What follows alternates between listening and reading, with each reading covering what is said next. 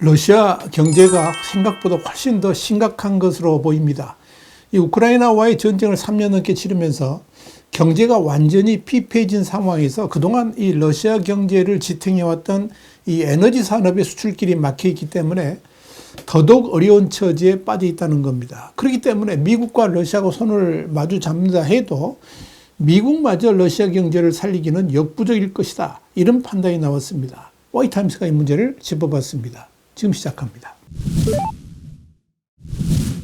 월스트리트저널은 현지 시간으로 26일 도널드 트럼프 대통령이 모스크바와 주요 경제 협정을 맺고 싶다고 말했고 이를 위해 고위급 회담을 진행하고 있다면서 이 블라디미르 푸틴의 러시아는 서방의 수년간의 제재로 경제가 이미 약화되었고 인구 감소까지 진행되고 있는 상황에서 미국이 개입을 한다 해도 무능한 러시아 정부가 또다시 개입을 할 것이기 때문에 사실상 소생하기는 쉽지 않을 것으로 보인다.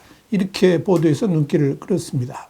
백악관내 낙관론자들은 우크라이나 전쟁을 종식시킬 수 있는 협상이 이루어진다면 양국 간의 새로운 협력 시대가 열릴 것이며 그렇게 되면 유럽이 합의에 완전히 동참하지 않더라도 특히 기술 산업이나 석유 및 가스의 필수적인 광물 추출과 관련하여 기회를 제공할 수 있을 것이라고 생각한다면서 그러나 러시아가 과연 과거와 같이 글로벌 기업들의 투자를 포용할 만한 상황이 될 수 있을지는 미지수다. 이렇게 밝혔습니다.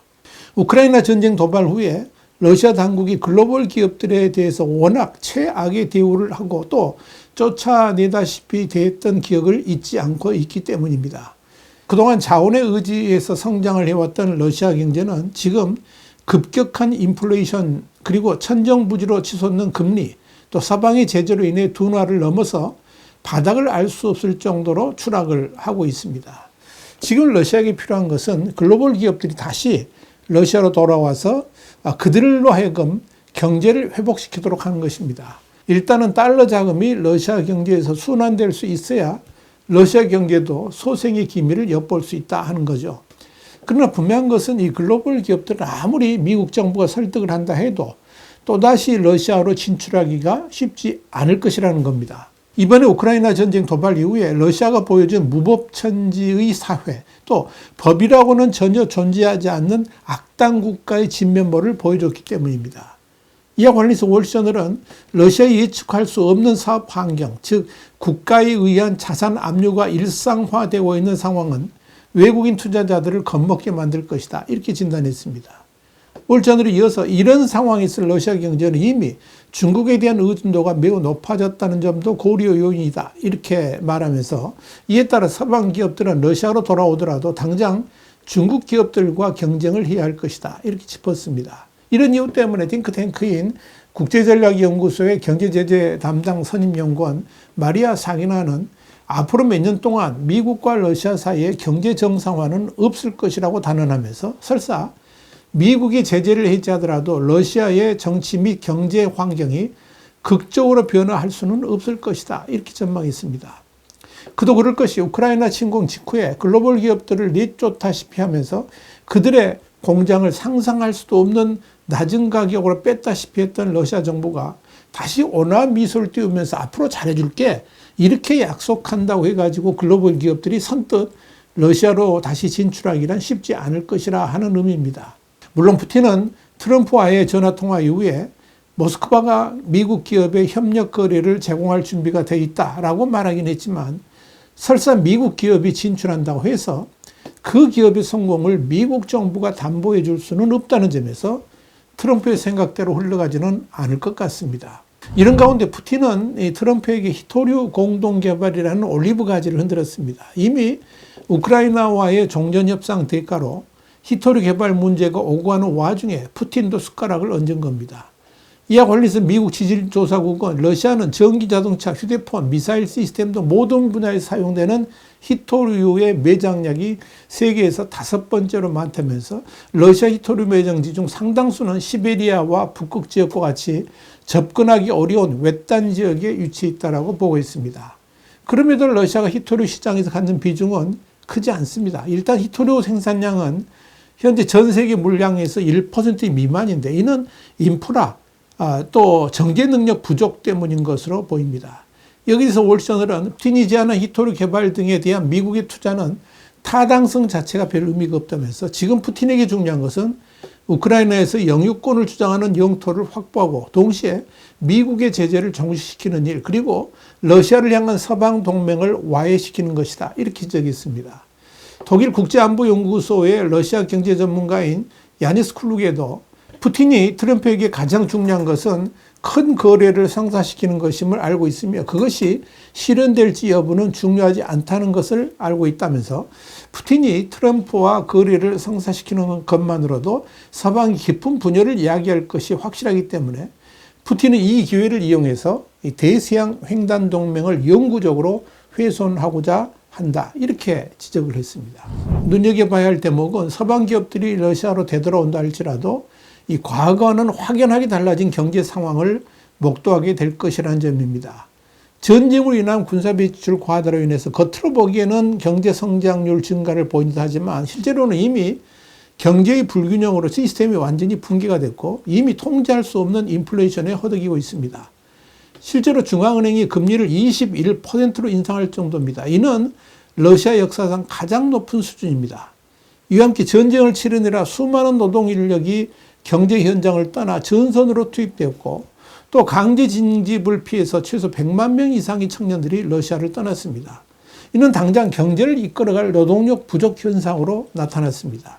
이런 대내외적 압박이 가중되면서 최근 몇 달 동안에 경제는 더욱 추락하기 시작을 했고 중앙은행은 이로 인해서 성장률이 지난해 4%에서 올해는 1에서 2%로 떨어질 것으로 예상하고 있습니다. 다시 강조합니다만은 이런 성장률 자체가 국민들의 경제 활동에 의한 것이 아니라 무기 생산 등 전쟁 경제로 인한 것이라는 점을 기억해야 됩니다. 그렇게 모든 경제 체제를 전쟁을 중심으로 쏟아부었음에도 불구하고 성장률이 떨어진다는 것은 러시아 경제가 골병이 들 만큼 들었다 하는 것을 뜻합니다. 여기에 대해서 월스트저널은 장기적으로 서방의 제재가 러시아의 국제시장 접근을 제한하고 첨단 기술을 차단함으로써 러시아의 전망을 저해하고 있다면서 러시아 기업들도 서방 금융 시스템에 다시 접근하여 전 세계로 자금을 쉽게 이동할 수 있기를 바라고 있을 것이다. 이렇게 분석을 했습니다. 또 하나 눈여겨볼 점은 전쟁 도발 후 서방 기업들이 러시아에서 빠져나온 후에 러시아 사회가 피폐해졌다는 점입니다. 사실 이 소비에트 연방 붕괴 이후에 서구 기업들은 러시아로 빠르게 진출해가지고 공산주의에서 자본주의로의 전환을 도왔습니다. 이로 인해서 러시아인들은 과거에 경험해보지 못했던 서구 사회 문명을 받아들이기 시작을 했고 특히 미국식 패스트푸드라든지 자동차, 패션 등의 혁명을 가져왔습니다.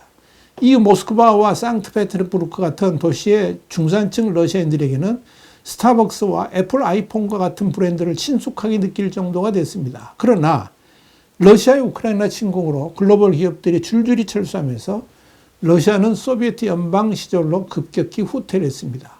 서방 세계의 젊은이들이 누리는 문화를 전혀 만끽하지 못하는 문화 단절을 지금 러시아 청년들이 겪고 있는 겁니다. 이런 현상이 러시아의 젊은 세대들에게 주는 충격은 큽니다. 어쩌면 단순한 충격을 넘어서 금단 현상까지 불러오면서 이 푸틴 체제에 대한 반감으로 확대되고 있다라고 봐야 할 것입니다.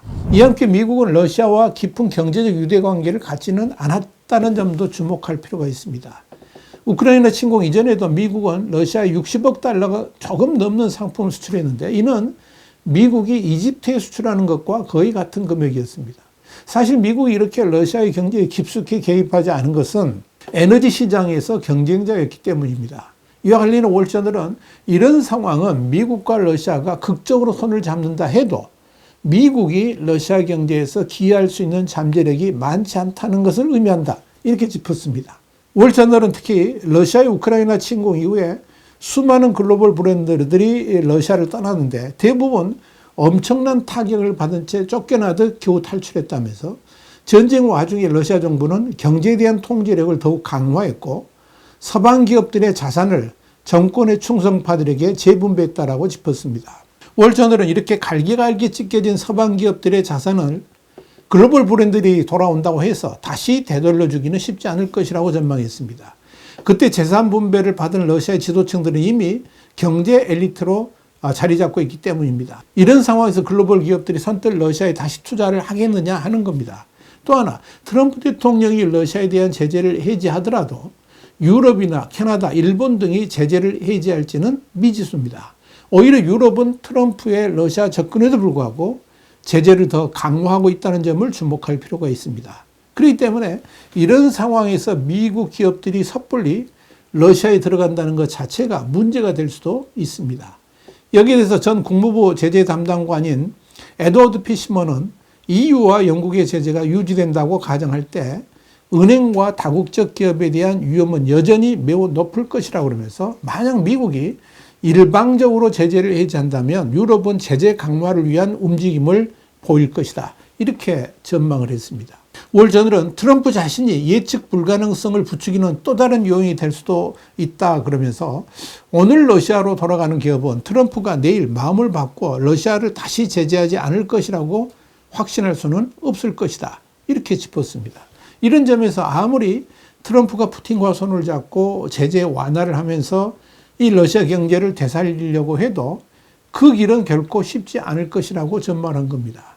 그럴 자금이 있다면 차라리 신흥시장에 투자하는 것이 100배 낫다. 이게 월저널의 결론이었습니다. 와이타임스 국제정세 분석의 추기이었습니다. 감사합니다.